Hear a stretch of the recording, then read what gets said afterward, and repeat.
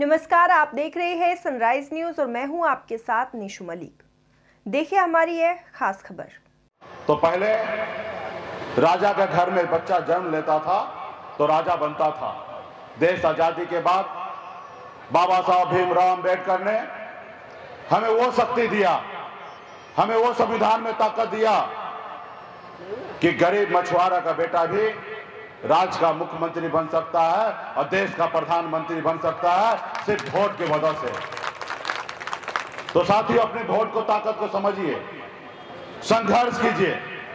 आप कल्पना कीजिए, इस देश में मंडल कमीशन नहीं लागू होता तो आज निषाद का स्थिति क्या होता। कल्पना कीजिए, जननायक कर्पूरी ठाकुर जी अगर हम सभी को अति पिछड़ा को आरक्षण नहीं देता तो आज हमारा हालत क्या होता। कल्पना कीजिए, बाबा साहब भीमराव अम्बेडकर आज हम सबके लिए आरक्षण और संविधान नहीं बना के देते तो आज हमारा क्या होता। तो इसलिए साथियों, जो हमारी शक्ति है उसको पहचानिए। आज निषाद के पास वो शक्ति है, वो ताकत है कि दिल्ली को हिला सकता है। साथियों, जैसे हनुमान जी के पास शक्ति था, ताकत था कि 7 समुद्र पार होकर लंका को जला सकता था, लेकिन उनको पता नहीं था। जब उनको एहसास दिलाया गया तो हनुमान जी लंका पे चढ़ाई करके लंका को जला के आए। साथियों, वो ताकत निषाद के बेटा के पास है। आज बिहार में 14-15% वोट हमारे पास है, उत्तर प्रदेश में, झारखंड में है। जो हमारा दोस्त होगा वो 60 लोकसभा जीतेंगे और जो हमारा दुश्मन होगा वो 60 लोकसभा सीट जो हारेंगे। ये हमारे पास शक्ति है साथियों। तो इसलिए हम लोगों ने एक संकल्प लेके निकला है, आरक्षण नहीं तो गठबंधन नहीं, और गठबंधन नहीं तो वोट नहीं, और वोट नहीं तो दिल्ली की सरकार नहीं। साथियों, दिल्ली की सरकार नहीं। जो हमारी सुनेगा हम उनकी सुनेंगे, जो हमारी नहीं सुनेगा हम उनकी नहीं सुनेंगे। साथियों, ये संकल्प लेना है। साथियों, आज आदरणीय लालू प्रसाद यादव जी 35 साल पहले संघर्ष किए, अपना दल बनाए, उनके लोगों ने साथ दिया, उस दल को बल मिला। जब दल को बल मिला तो आदरणीय लालू प्रसाद जी 15 साल बिहार के मुख्यमंत्री रहे। आज भी उसके दल के पास वो बल है, आज भी बिहार में उनकी अपनी सरकार है। आज काश हमारे भी समाज में एक बेटा पैदा होता, संघर्ष करता, पार्टी बनाता, दल बनाता, लड़ाई लड़ता, तो आज हम लोगों को भी दल के पास बल होता। आज हमारे जैसे लोगों को आज रोड पे भटकने की आवश्यकता नहीं गिरता। आज हमारी पटना में सरकार होता। आज जाति साथियों, इस संसार में पैसा से भी बढ़कर पावर है, और पावर वोट से मिलता है, ना ही कि पैसे से मिलता है। साथियों, और जब हमारे पास वोट है तो पावर हमारे पास क्यों नहीं है।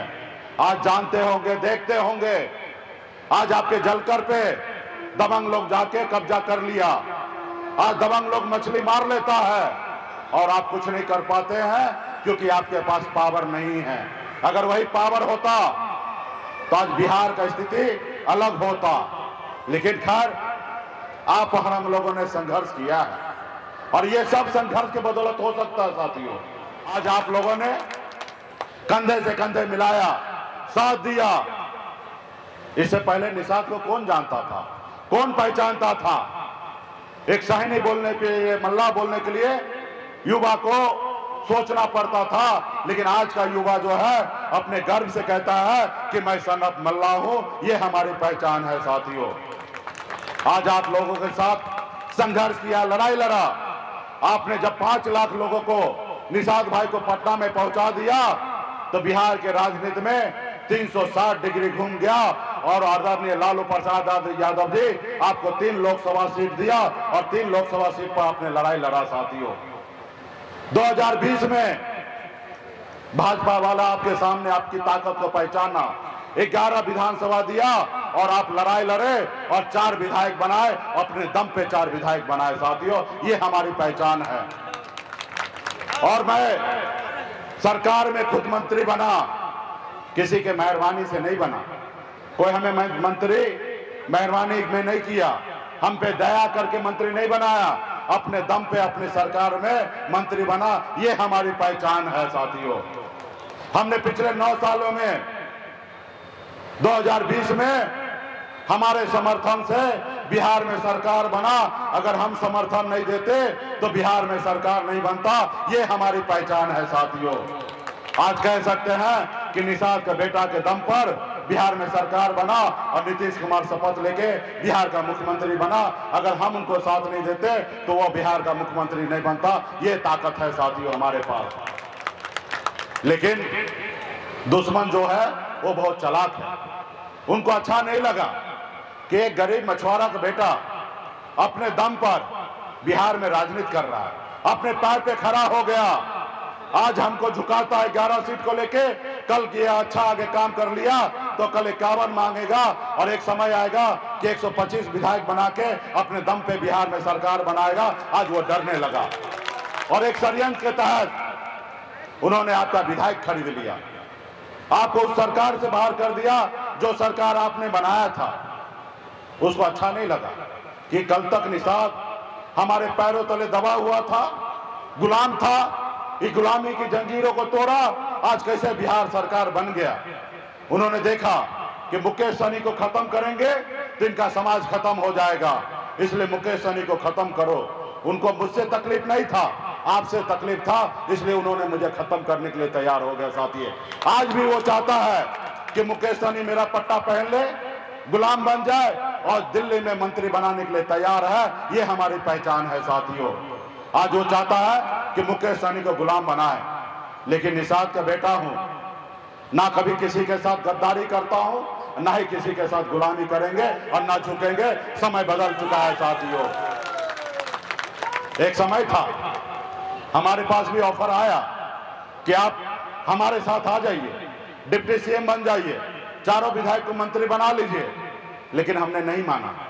हम निषाद के वंश हैं, हम वीरांगना फूलन देवी के वंश हैं, हम एकलव्य के वंश हैं। हम कभी किसी के साथ गद्दारी नहीं करते हैं साथियों, और वही हमने नहीं किया। हम कभी किसी के पीठ में खंजर नहीं भोंकते।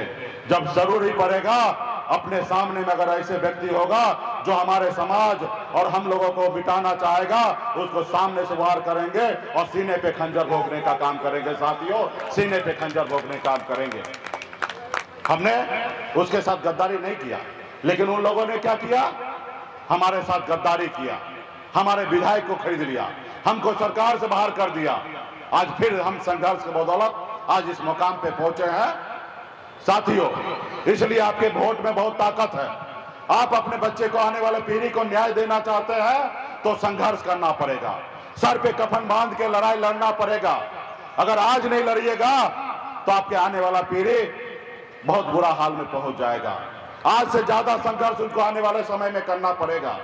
आज काश अगर 35 साल पहले इस समाज में भी अगर कोई बेटा पैदा होता, लड़ाई लड़ता, संघर्ष करता, तो आज बिहार का मुख्यमंत्री निषाद का बेटा होता साथियों।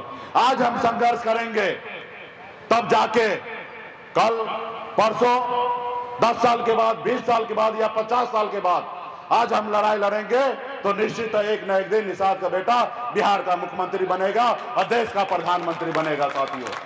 लेकिन इसके लिए आपको आज से संघर्ष करना पड़ेगा। जैसे हमारे पूर्वज पौने 200 साल लड़ा, उसी तरीके से आपको लड़ना पड़ेगा। हाँ, आज अगर आप अच्छे तरीके से संघर्ष कर लेंगे तो आपके आने वाला पीढ़ी को संघर्ष नहीं करना पड़ेगा। जैसे जीता जागता उदाहरण देख लीजिए, लालू जी संघर्ष किए, 15 साल मुख्यमंत्री रहे, लेकिन उनके बेटा सुपुत्र को आज संघर्ष नहीं करना पड़ा। आज डायरेक्ट डिप्टी सीएम बन गया बेगर संघर्ष के बदौलत। आज आप संघर्ष कर रहे हैं लेकिन उस जगह नहीं पहुंच रहे। आज वो बेगर संघर्ष का सत्ता पावर में है। तो इसलिए साथियों, आपको भी अपने समाज को न्याय दिलाना है तो संघर्ष करना पड़ेगा। आज मैं संघर्ष के बदौलत यहाँ पे हूँ, तो इसलिए साथियों आपको आने वाला समय में लड़ाई लड़ना पड़ेगा। आज कल्पना कीजिए, बाबा साहब अम्बेडकर ने आज आरक्षण नहीं दिया होता तो आज दलित भाई का हाल क्या होता। आज ओबीसी का आरक्षण लागू नहीं होता तो आज हम कहाँ होते। आज बताइए ना, आज बंगाल में निषाद को आरक्षण है। बिन बेलदा, नुनिया, मलाह, चाय, तियर, बनपर, निषाद के सभी उपजाति को आज बंगाल में एससी का दर्जा दिया हुआ है। दिल्ली में जहां संविधान बना वहां पे निषाद को आरक्षण दिया हुआ है, लेकिन बिहार, उत्तर प्रदेश, झारखंड में लागू नहीं है। ये कहीं ना कहीं जो पहले सरकार में था उन्होंने हमारे साथ गलत किया, उन्होंने अपना काम नहीं किया। और एक गुनहगार तो वो है जो हमारा काम नहीं किया, और दूसरा गुनहगार हम स्वयं खुद है कि हम अपने हक अधिकार के लिए लड़ाई नहीं लड़े और संघर्ष नहीं करे। आज हम संघर्ष करते तो निश्चित तौर पे हमें आरक्षण मिल गया रहता। आज बिहार, यूपी, झारखंड में 137 जिला है और एक भी जिला में निषाद का बेटा कलेक्टर नहीं है। आज हमें आरक्षण मिल जाता तो ना जाने दर्जनों निषाद का बेटा कलेक्टर होता। तो इसलिए साथियों, आप आने वाला पीढ़ी के लिए संघर्ष कीजिए, लड़ाई लड़िए, अपने वोट को, ताकत को समझिए, अपनी पहचानिए कि आप में वो शक्ति है। बिहार क्या, दिल्ली हिल सकता है, दिल्ली पे फतेह कर सकते हैं, वो शक्ति आप पे है साथियों। 2-4% वाले वोट वाले लोग राज कर रहे हैं और 14-15% वोट वाले आज कहीं नहीं हैं। इसलिए आपको संघर्ष का संकल्प लेना पड़ेगा कि क्या आप अपने बच्चे के लिए लड़ाई लड़ने के लिए तैयार हैं? आप संघर्ष करने के लिए तैयार हैं? तो क्या बस इतना आवाज दिल्ली पहुंचेगा? और माता बहन को आपको भी संघर्ष करना पड़ेगा। आपके बच्चे को न्याय दिलाना है तो आपको भी संघर्ष करना पड़ेगा। और जोर से बोलिए ताकि मोदी जी तक आवाज पहुंचे। हम लोग संघर्ष करने के लिए तैयार हैं। हाँ, तो संघर्ष करने के लिए तैयार है तो हमें अपनी ताकत को दिखाना पड़ेगा। और हमें तो पता है, अब बिहार के सब नेता को पता है कि मुकेश सहनी जहां खड़ा होता है वहीं से लाइन लगता है। हमने कुरहनी में, बोछा में, सिमरी, बख्तियारपुर में, हर जगह चुनाव लड़के मैंने दिखा दिया कि निषाद का बेटा अभी वोट बेचता नहीं है, अपने आने वाला पीढ़ी के लिए लड़ाई लड़ रहा है। लेकिन उन लोगों को भरम है, क्योंकि उन लोगों ने कभी न कभी हमारे बाप दादा से वोट पैसे पे लिया है। आज भी उनको भरम है कि निषाद का बेटा का वोट बिक सकता है। आज जब मैं उनसे बात करता हूं कि हमारा अधिकार दीजिए तो कहते नहीं, आप पहले हमारी बात मानिए, फिर बाद में सोचा जाएगा। और कहते हैं कि ज्यादा बोलिएगा तो आपका जात का वोट खरीद लेंगे, क्योंकि उनको लोकतंत्र पे भरोसा नहीं है। वो विधायक खरीद सकता है, वो वोट पहले खरीदता था, आज भी वो वोट खरीदना चाहता है। लेकिन आपको बताना पड़ेगा कि हम वोट बेचने वाले नहीं हैं। हम अपने आने वाले पीढ़ी के लिए, उनके मान सम्मान अधिकार के लिए हम वोट गिराएंगे, हम वोट बेचेंगे नहीं। ये बात उनको बताना पड़ेगा। और इसलिए आपको संकल्प करना पड़ेगा ताकि मोदी जी को भी पता चले। मोदी जी तो यहाँ है नहीं, लेकिन मोदी जी के लिए यहाँ कैमरामैन जो है वो वीडियो बनाएंगे, और जब वीडियो बनेगा तो मोदी जी के पास भेजा जाएगा।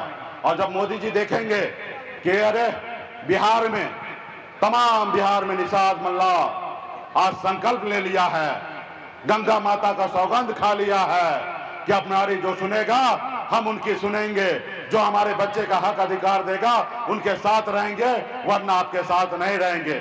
और जब ये वीडियो देखेंगे तो उनका भ्रम टूटेगा, और जब भ्रम टूटेगा तो उनको डर हो जाएगा कि हम बिहार, यूपी, झारखंड में चुनाव हारेंगे। और जो बिहार, यूपी, झारखंड में चुनाव हारेंगे उनको दिल्ली का कुर्सी से उतरना पड़ेगा।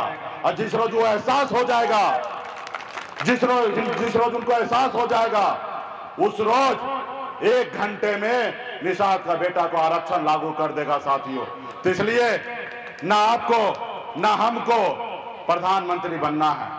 मैं तो निर्णय ले लिया, इस लड़ाई में हम सांसद भी नहीं बनना चाहते हैं। हम संघर्ष करेंगे, एक बार लड़ेंगे, क्या होगा? गिरेंगे, फिर उठेंगे, फिर लड़ेंगे, गिरेंगे, क्या होगा? फिर उठेंगे, लड़ेंगे और जीतेंगे। तो इसलिए साथियों, आपने देखा होगा बोछा में हमने चुनाव लड़ा, भले हम चुनाव हार गए, लेकिन दुश्मन को मैंने हराया, वो भी 1-2 वोट से नहीं, 37,000 वोट से हराया। जो सीट 2020 में हम 12,000 से जीते थे, वहीं पे मैं उससे दूर हो गया, तो 37,000 वोट से उनको हारना पड़ा। और अकेले अपने दम पर 30,000 वोट लाया और एक तरफ महा एनडीए 4-5 पार्टी मिलकर 45,000 वोट लाया और मैं हारने के बाद भी पूरा विधानसभा में घी का लड्डू बांटने का काम किया, क्योंकि हमारा दुश्मन हारा और हमें दुश्मन को हराने का ही संकल्प था। जब उन्होंने हारा तो हमारी जीत हुआ। भले हम चुनाव नहीं जीते, लेकिन दुश्मन को हराना भी, इसी को भी जीत कहते हैं। आप लोगों ने एक बाजीगर पिक्चर देखा होगा, उसमें शाहरुख खान का डायलॉग था, हार के जो जीते उसी को बाजीगर कहते हैं।